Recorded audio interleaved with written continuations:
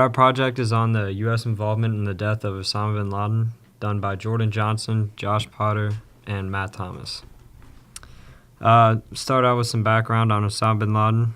He was born in Saudi Arabia, and growing up was very intelligent. He went to a Muslim boarding school where he was influenced greatly by one of his teachers, developing his extremist mentality.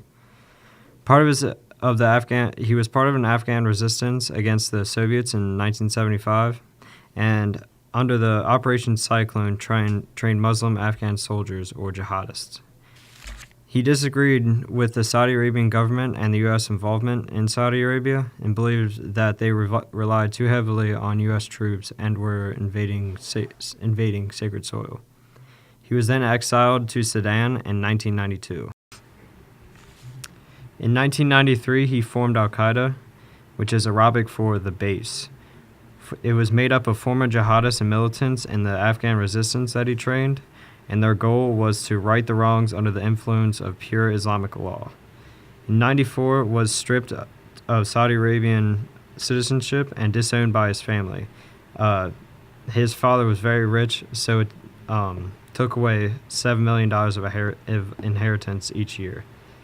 He began attacking the U.S. by targeting U.S. forces in Saudi Arabia, and in 1998 attacked U.S. embassies in Nairobi, Kenya, and Tanzania. He was exiled from Sudan to Afghanistan in 1996. He then took refuge in Afghanistan and was protected by the Taliban. He declared a holy war on the United States for pillaging natural resources in the Muslim world and assisting enemies of Islam. He attacked several different countries throughout 2000 and 2001 with his seemingly extremely large budget. He was the main figurehead who orchestrated the 9/11 attacks that resulted in 3,000 deaths. He went into hiding after the Taliban was overthrown by U.S. invasion following 9/11 and was believed to be along the Afghan-Pakistan border.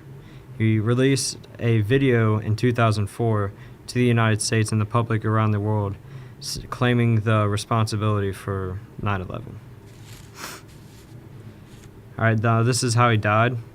So the raid took place on May 1st, approved by Obama, where CIA operatives cut out the power to the areas surrounding the compound in Allahabad, Pakistan. Navy SEALs were deployed in and around the compound, quickly securing the area and worked their way through. The squad approached bin Laden's room, entered, and shot him twice in the head and several times in the chest area. His body was identified through measurement, facial recognition software, and DNA testing through DNA that was matched his dead sister that died a couple years ago. The body was taken to aircraft carrier Carl Vinson, and after he was identified and announced dead, no country would claim his body, so the U.S. officials gave him a formal Muslim burial at sea. And Obama publicly announced his death on May 2nd, 2011, and the announcement was met with a huge reaction of the American population. Crowds formed around the White House, Ground Zero, and the Pentagon, and Times Square to celebrate.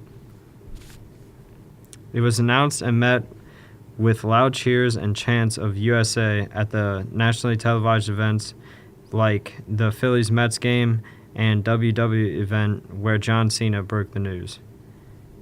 Many Middle Eastern countries and their leaders then called for the U.S. to extract their troops, which still has yet to be seen, and a lot of extremists in the area proclaimed Osama bin Laden a hero. All right, now talking about SEAL Team 6 and their background. They're also known as Dev Gru, and they were created in the aftermath of Operation Eagle Claw in 1979. This operation was a disaster because the U.S. failed to withdraw 52 U.S. diplomats from Iran, and after this, Richard Marcinko was one of the 2 U.S. Navy representatives for a Joint Chief of Staff Task Force known as TAT, which stands for the Terrorist Action Team. The purpose of TAT was to develop a plan to free American hostages held in Iran, and after this operation, the Navy The Navy saw a need for a full-time counter-terrorist unit and tasked Mercinko with its design and development. All the applicants came from an underwater demolition team from both East and West Coast SEAL teams. The criteria for recruiting applicants was combat experience, so they could perform under fire. Also, with combat experience, language skills were very critical because they needed to be able to blend in as civilians during an operation. And also, the members of SEAL Team 6 were selected in part because of the different specialist skills each man had. The training was also extremely intensive, and there have been serious deaths and injuries. Much of the training doesn't test just the physical capabilities, but also the mental capabilities of each SEAL team member. Some of these tests include free climbing, advanced unarmed combat techniques, defensive and offensive driving, advanced diving, and survival, evasion, resistance, and escape training.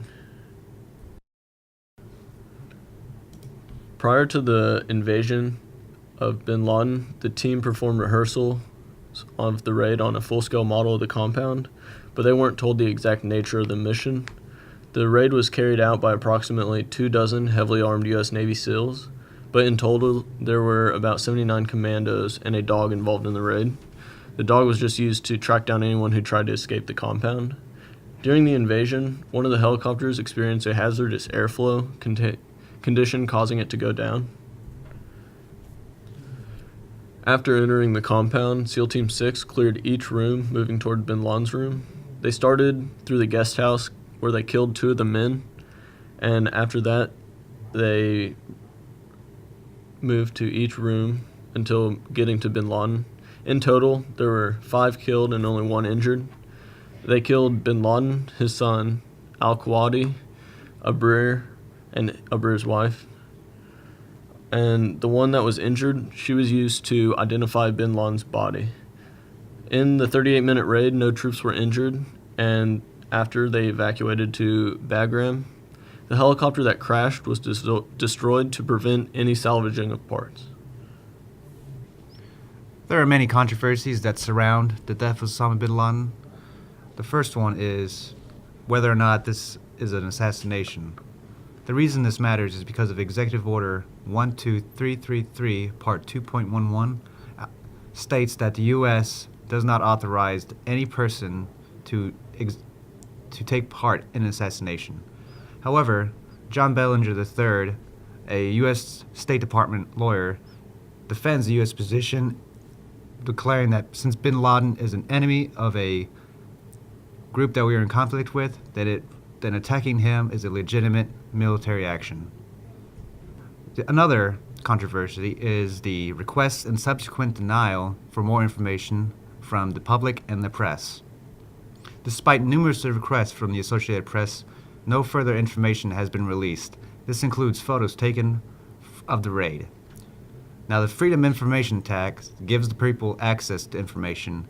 However, prior to the release of Osama bin Laden's death to the media, many files were transferred to the CIA, which then falls under the CIA Operational Files Exemptions, which effectively creates a Freedom of Information Act black hole.